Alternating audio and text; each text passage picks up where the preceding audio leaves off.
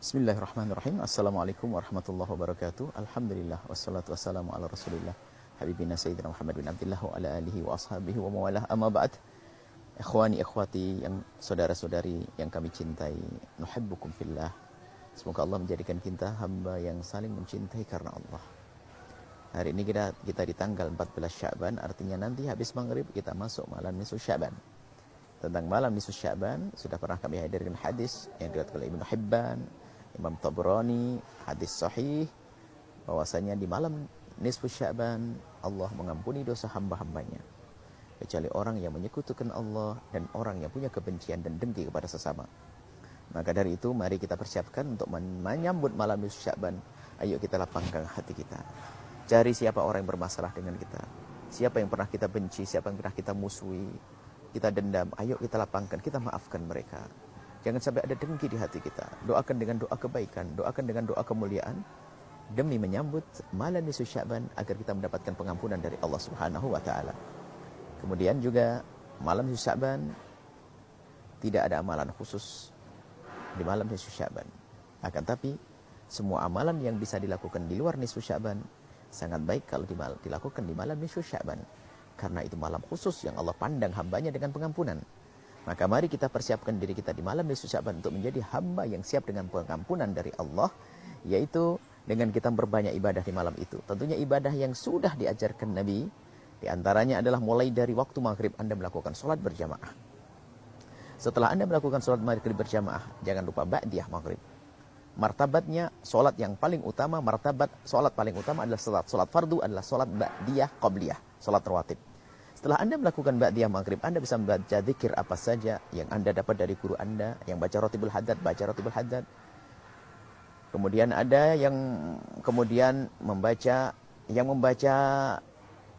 doa-doa apa saja. Kemudian setelah itu Anda melakukan sholat isya berjamaah. Dan setelah melakukan sholat isya berjamaah, Anda melakukan sholat ba'diyah isya. 2 rakaat atau tambah 2 rakaat, katakan lagi menjadi 4 rakaat, 2 dan 2. Kemudian setelah itu Anda bisa melakukan amalan yang lain. Seperti Anda punya hajat apa, lakukan sholat hajat 2 rakaat. Kemudian Anda sholat istikharah, minta petunjuk kepada Allah agar dipilihkan yang terbaik untuk kita, 2 rakaat. Kemudian setelah itu Anda melakukan sholat tasbih. Jika Anda mau dengan 2 dan 2, 4 rakaat sholat tasbih. Dan setelah Anda melakukan sholat tasbih, akhir daripada sholat Anda, sholat witir. 3 atau sampai 11 rakaat. 3 sampai 11 rakaat.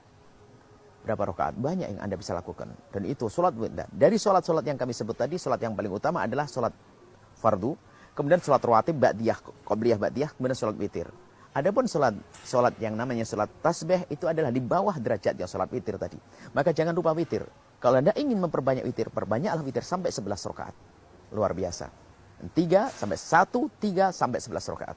Kemudian setelah itu Anda istirahat. Kalau Anda punya kesempatan bangun malam, tahajudlah Anda sholat beberapa rakaat di malam hari. Kemudian Anda masuk waktu sholat subuh, sholat qabliyah subuh 2 rakaat. Kemudian melakukan sholat subuh berjamaah. Sempurna Anda dalam melakukan amalan di malam nisfu Sya'ban.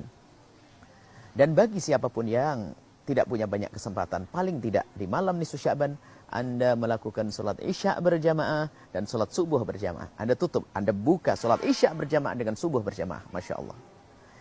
Luar biasa. Kemudian kita sering ada orang membaca surat Yasin. Oh boleh saja, itu bab tawasul dengan amal soleh. Anda boleh baca surat Yasin sekali, 2 kali, 3 kali.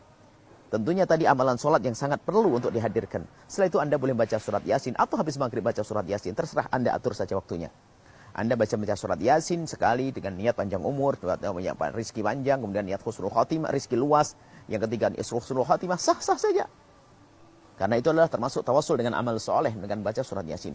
Hanya sedikit yang perlu kami sampaikan. Ada yang melakukan sholat sampai 100 rakaat dan sebagainya. Memang itu dinukil oleh Imam Ghazali, tapi banyak ulama kita juga yang mengingkari itu semuanya.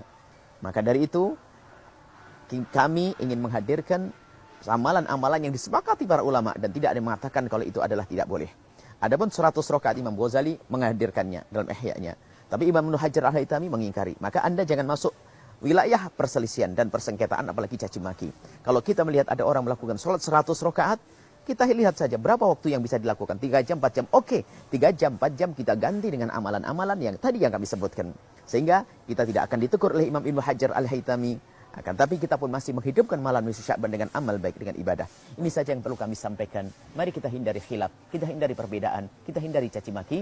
Akan tapi kita ingin mendekatkan diri kepada Allah, memperbanyak ibadah. Nuhibbukum fillah, kami mencintai Anda karena Allah Subhanahu wa taala. Persiapkan dan mohon disebarkan dan ingat, Anda malam nisfu Sya'ban harus mendapatkan pengampunan dari Allah. Dari mana? Dengan apa? Dengan lapang hati, itu yang terpenting. Memaafkan kepada semuanya. Jangan menjadi orang musyahid. Dan kemudian amalan-amalan yang kami sampaikan tadi itu semua diambil dari baginda Nabi Muhammad sallallahu alaihi wasallam. Nuhibbukum fillah, nuhibbukum fillah, nuhibbukum fillah. Kami mencintai Anda karena Allah. Assalamualaikum warahmatullahi wabarakatuh.